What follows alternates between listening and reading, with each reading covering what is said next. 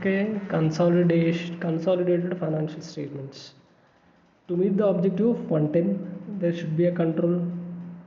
A control would, in case of consolidation, ద్వారా establish అయి ఉండాలి. Next, how to apply the principles of control అనేది investor control has investor control and investee therefore must consolidate the investee. Sets out the accounting requirements for preparation of consolidation statements. Defines an investment entity and sets out an exception to consolidating particular subsidiaries of investment entity. However, a parent need not present consolidated financial statements if it meets the following conditions. Consolidation in the requirements. It is a wholly owned subsidiary or is partially owned subsidiary of another entity and all its other owners,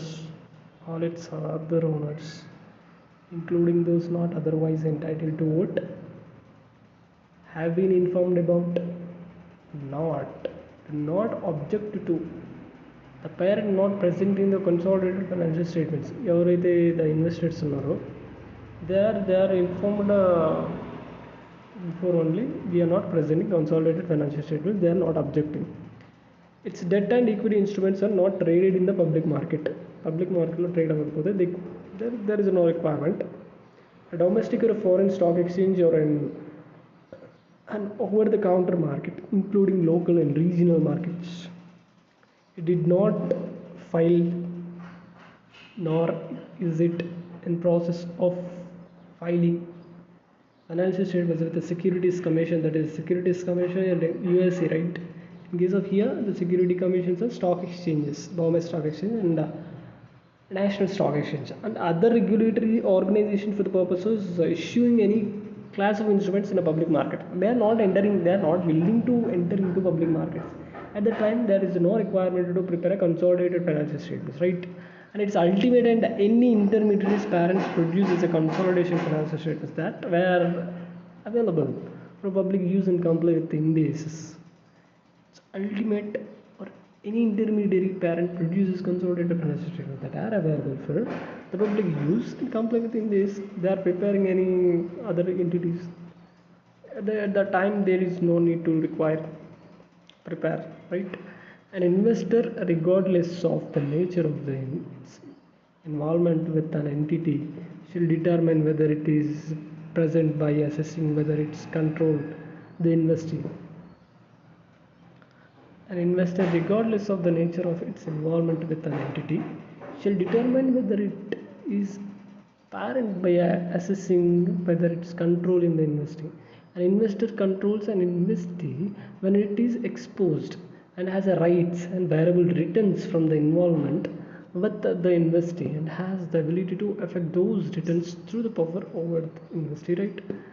Thus, an investor controls an investee if and only if the investor has the following power over the investee: exposure and rights to variable return from its involvement with the investee and the ability to use its power over the investee to affect the amount of the investor's returns.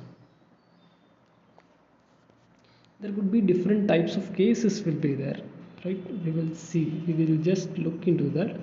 However, at the end of the point, an investor has power over an investee when the investor has existing rights that give it the current ability to direct the relevant activities, that is the activities that significantly affect the investor's returns, and powers arises from the rights. Sometimes power can be assessed straightforward from the voting rights through shareholdings.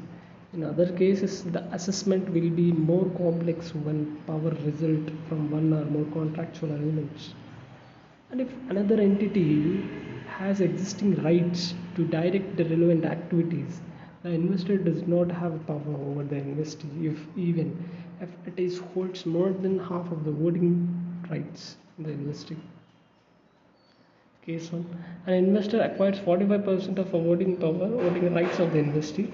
The remaining voting rights are held by thousands of shareholders Non-individuals holding more than 1% of voting rights. None of the shareholding has any arrangements, consultation with the other makes collect decisions. Has investor power over the investor 45% కంటే ఎక్కువ ఉంది. It has a significant influence, but control అనేది ఉందా లేదా అని అడుగుతున్నారు. అయితే in this case absolute size of its holding, relative size of arrangements of other shareholdings, it appears that the investor has sufficiently dominant voting interest to conclude that the investor has the power over the investing. 45% కంటే ఎక్కువ ఉంది. Remaining voting rights held by the share holders ఎవరైతే ఉన్నారో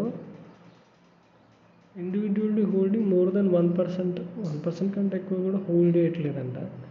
so none of the shareholder has any arrangements to consult any other. Consultation చేసి మాట్లాడి discuss చేసి decision తీసుకునేంత thing ఏం లేదు. సో ఇక్కడ ఈ కేసెస్లో ఈ ఇన్వెస్టర్ 45% కంటే ఎక్కువ 45% ఉంది కాబట్టి he has power over the investee అని చెప్తున్నారు. Investor A holds 40% of the voting rights of the investee and 12 other investors each holding 5% of the voting power. In this case, power over the investee unda. In this case, investor A 40% hold chestunnaru, concludes that the absolute size of the investors holding and the relative size of other shareholders holding alone are not conclusive in determining whether the investor has a right sufficient to give its power. Additional evidence are needed to consider for concluding whether A has the power over the investee or not. If it is not clear that the investor has power, the investor does not control the investee.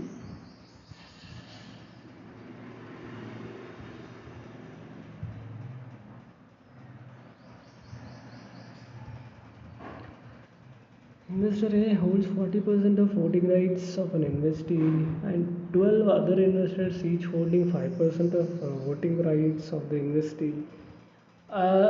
A shareholder agreement grants investor A the right to appoint, remove, set the remuneration of the management responsible for directing the relevant activities. In this case, the investors have a power to over the investee to change the arrangement. A 2/3 majority vote of shareholders is required. Has a power over the investee. In this case, investor A concludes that absolute size of the investor holding, relative size of the other shareholdings alone are not conclusive in determining whether the investor has the right sufficient to give it the power. However, investor A determines that its contractual rights to appoint and remove a certain remuneration of the management is sufficient to conclude that it has a power over the investor. Right? Case 4. Investor A holds 45% of the voting rights of the investee and 2 other investors each holding 46% of that. This is 2 are significant influence only.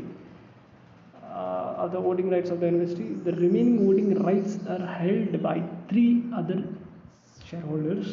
The remaining rights are held by the 3 other shareholders. That is 45 plus 26. We can get 65 plus 71%. Remaining 29% will be holding by other people, right?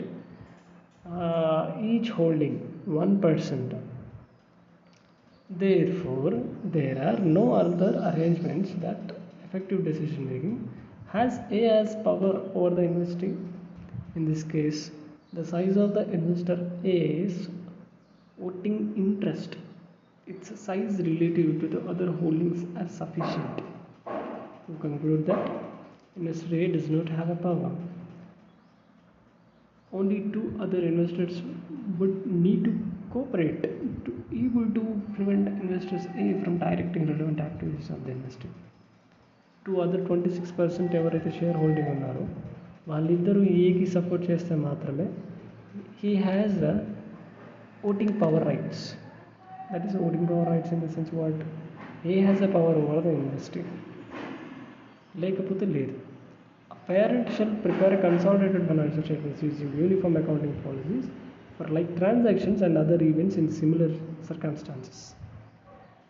Consolidation of an investee shall begin from the date the investor obtains control of the investee and cease when the investor loses control over the investee. Right? When the investee loses the control, on that case only the investor will get a control. On such date, the financial statements has to be prepared in a consolidation way. If a parent loses control over a subsidiary, the parent de-recognizes the assets and liabilities of the foreign subsidiary from the consolidated financial sheets and recognizes any investments retained in the form of subsidiaries at its fair value when control is lost, and subsequently accounts for it and for any amounts owned by or to former subsidiary in accordance with the relevant indices. That fair value shall be regarded as the fair value on initial recognition of the financial assets in accordance with Index 109. When appropriate, the cost on initial recognition of an investment in associates and joint ventures recognizes the gain or loss associated with the loss of control attributable to the former controlling interest. A parent shall determine whether it is an investment entity. An investment entity is an entity that obtains the funds from one or more investors for the purpose of providing those investors with investment management services, commits to its investors that its business purpose is to invest funds solely for return from the capital appreciation, investment income, investment return on investment, or both, and measures and evaluates the performance of substantially all of its investments on fair value basis. An investment entity shall not consolidate its subsidiaries. Apply Indies 103 when it obtains control of another entity instead. An investment entity shall measure an investment in a subsidiary at a fair value through profit and loss in accordance with the 109. What is this 109 and all? We will get in another video. Next వచ్చి consolidation procedure for investment in associates and joint ventures.